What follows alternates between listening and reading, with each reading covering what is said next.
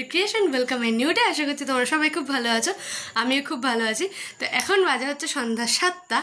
আর আজকে ব্যাপারটা হচ্ছে সকাল 11টার সময় আমার মামা বাড়ির থেকে ফোন আসে আমার কাছে এবং আমার শ্বশুরের কাছে, দুজনের কাছে, যে আজকে আমার ছোটো মামির জন্মদিন, তো সেটা তারা সেলিব্রেট করতে যায়। তো তার জন্য আমাদের বাড়ির থেকে 4 জনেরই ইনভাইট রয়েছে। তো প্রথমে যাবো কিনা শিওর ছিলাম না একদমই, বিকজ যেহেতু মানে দিনের দিন ইনভাইট করেছে আর আমাদের রান্না অলরেডি হয়ে গেছিলো, তো তার জন্য যাবো কিনা একদম শিওর ছিলামই না। তো যাই হোক, অ্যাটলিস্ট ডিসাইড হয় যে হ্যাঁ যাবো। তারপর গিফট কিনতে যায় আমার শ্বশুর, তো আমার শ্বশুর একটা গিফট প্যাকিং করে নিয়ে এসছে, ওই ঘরে আছে। তো তার জন্য এখন যেহেতু আমার হাজব্যান্ড অফিস গেছিলো, সে আসলো সন্ধ্যা 7টার সময়। তো এই দেখো, এদিকে দেখাই, এই যে আমি এই শাড়িটা পরছি আর আমার ছেলেকে এই জামাটা পরাবো। আর এই শাড়িটা কিন্তু আমি সাদে পেয়েছিলাম, আমার যা দিয়েছিল। তো এই গরমের মধ্যে এই পাতলা শাড়িগুলো পরতেই আমি বেশি প্রেফার করি, যার জন্য এই পাতলা শাড়িটাই নামিয়েছি। তো শাড়ি পরার ইন্টেনশন ছিল না, মা বললো লোকজন আসবে, তুই শাড়ি পর, সবসময় চুড়িদার ভালো লাগে না, মিষ্টি। তাই বললাম ঠিক আছে চলো চুড়িদার পরি। আর একটা জিনিস দেখো, কোথাও অনুষ্ঠান বাড়ি যাওয়ার আগে থাকতে এরা মনে হয় আগে থাকতে ইনফরমেশন পেয়ে যায় যে এর একটা অনুষ্ঠান বাড়ি আছে, চল মুখে গিয়ে আমরা বেরাই। তো একসাথে দলবল বেঁধে যার জন্য চলে আসে আগে থাকতে। আমি বুঝি না অনুষ্ঠান বাড়ি নিমন্ত্রণ আছে কিনা, এরা বুঝে ঠিক আগে থাকতে বেরিয়ে যায় ভাই। তো যাই হোক, তো চলো রেডি হয়ে নিই। তো ফাইনাল লুকটা আমার দেখাবো, অ্যান্ড দেন তারপরে মামা বাড়িতে গিয়ে কি হচ্ছে না হচ্ছে। আর আমার কোন মামির জন্মদিন, অবশ্যই ছোটো মামির জন্মদিন, বাট তোমরা চেনো, অনেকেই চেনো না, তো তাদের সাথে সবার সাথে আলাপ করে দেবো। তো চলো আগে রেডি হয়ে নিই। তো গাইজ, এটাই হচ্ছে আমার ফাইনাল লুক। দেখো, এই যে একটা পিঙ্ক কালারের শাড়ি, আর এই যে হেয়ার স্টাইলটা, আমি মনে হয় আমার লাইফে এই একটা হেয়ার স্টাইল খুব ভালো মতন পারি, যেখানেই যাই এটা করে যাই, মানে সস্তার হেয়ার স্টাইল যেটাকে বলে। তো যাই হোক, তো কেমন লাগছে অবশ্যই সেটা জানিও। তো চলো বেরোনো যাক, আর গিয়ে কী হচ্ছে অবশ্যই দেখো। তো গাইজ দেখো, এই যে ঠাকুরের জায়গাটা, মানে সামনে ব্যালকনিটা কি সুন্দর করে বেলুন দিয়ে সাজিয়েছে, আর পুরো থিমটা কিন্তু পিঙ্ক ইয়েলো এরকম। আমি শোনো, তোমার কত বছর হইল? কত? 30 বছর হয়েছে তোমার? এই পা দিলাম। তো গাইজ, এই যে এটা হচ্ছে ছোট মামির ঘর, আর দেখো ওদের কত বড় একটা ছবি লাগানো। আর এই ঘরটা সিম্পলভাবে ছোট্ট করে বেলুন দিয়ে ডেকোরেট করা। তো চলো ওপরে যাই, ওপরের ভিউটাও দেখাচ্ছি তোমাদের। তো গাইজ দেখো, বাইরে থেকে বাড়ির ভিউটা পুরো এরকম লাগছে, আর পুরো বাড়িটাই কিন্তু এরকম বেলুন দিয়ে সাজানো। তো চলো এবার ভেতরে যাওয়া যাক, ভেতরে গিয়ে দেখাই। আর আমি কিন্তু এখানে নিজে ওখানে থাকাকালীন ভয়েস ওভার করেছিলাম, বাট কেন জানি না আমার ভয়েসটা ডিলিট হয়ে গেছে, তো বাড়িতে এসে আমার আবার ভয়েস ওভার করতে হচ্ছে। আর এখানে মা দিদা আমাকে বলছে কি করছিস তুই ফোন নিয়ে, তুই এখন ওপরে যা ওপরে।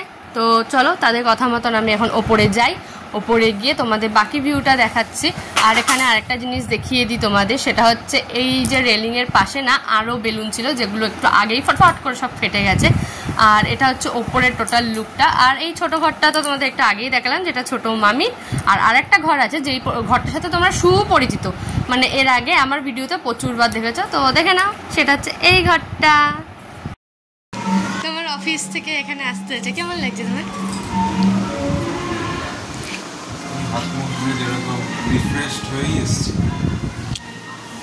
তো গাইজ, এই জায়গাটা তো তোমাদের একটু আগেই দেখালাম যে কি সুন্দর করে ডেকোরেট করা রয়েছে। তো চলো এবার উপরে যাওয়া যাক, যে জায়গাটায় মেন খাওয়া দাওয়া হবে ওই জায়গাটাও ডেকোরেট করা রয়েছে। আর এই ঘরটায় আমার হাজব্যান্ড ততক্ষণ বসুক, ও যেহেতু অফিস থেকে এসছে একটু কাজবাজ করছে। তো দেখো এই বেলুনটাও কি সুন্দর করে এই জায়গার রেলিংগুলোতে সাজানো রয়েছে। আর এই যে ওপরের এই সাইডেও কিন্তু বেলুন দেওয়া রয়েছে, আর একটু আগে এই সাইডের বেলুনটাও ফেটে গেছে। তো হট করে ওপরে উঠতে যাওয়ার আগেই মনে হলো পেছন দিয়ে কেউ একটা ডাকছে। তো ঘুরে কাকে দেখবে জানো? দেখো, চেনো একে, আধার করি তোমরা সবাই চেনো। তো চলো খাওয়ার জায়গায় যাই, এর সাথে ভাটনা বকে। আর এই খাওয়ার জায়গায় যেতে গেলে কিন্তু মামাদের কারখানার মধ্যে দিয়ে যেতে। আর হ্যাঁ, এটাই কিন্তু মামাদের কারখানা, আগে দেখেছো কিনা জানি না। আর এই যে খাওয়ারের জায়গা হচ্ছে পুরো এটা, যেই জায়গাটা সুন্দর করে বেলুন দিয়ে সাজানো, যেই জায়গাটা গান বাজছে, আর টেবিল চেয়ার পাতা রয়েছে। তো আশা করছি ডেকোরেশনটা তোমাদের ভালোই লাগবে। আর ওইদিকে ছোটো মামি আমার ছেলেকে নিয়ে ঘুরছে। আর এই ঘরটা কিন্তু টোটালি আমার, কিন্তু এই ঘরটা ইউজ হয় না এখন, মানে আমি থাকি না বলতে পারো, জাস্ট মামারা মালটার রাখে এরকম। তো চলো এবার কেক কাটিং এ। হ্যাঁ, মনার আনন্দ পাইছে।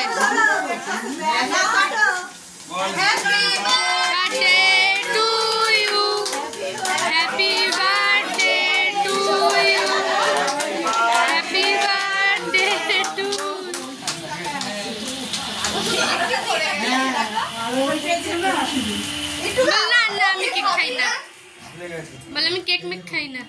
बोला है तो खाई ফটো তুলেছি, সব তুলেছি। বলে আরে ছুরিটা নিলা কেন? বল ছুরি নিয়ে নিয়েছে।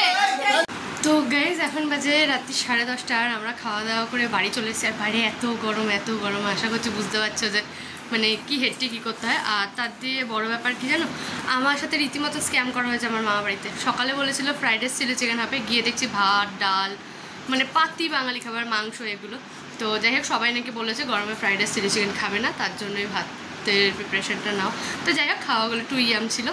তো চলো ভিডিওটা এখানেই শেষ করছি, আশা করছি তোমাদের ভালো লাগবে। অবশ্যই like comment share and subscribe করে দিও। আর হ্যাঁ, বার্থডে গালের কেক কাটাটা আমি কত দূর কি আনতে পেরেছি আমি জানি না, কিন্তু আমি খাওয়া দাওয়ার আমার পুরো পোর্শনটা এখানে নিতে পারিনি। তো যদি কিছু ভুল ত্রুটি হয় প্লিজ মাফ করে দিও।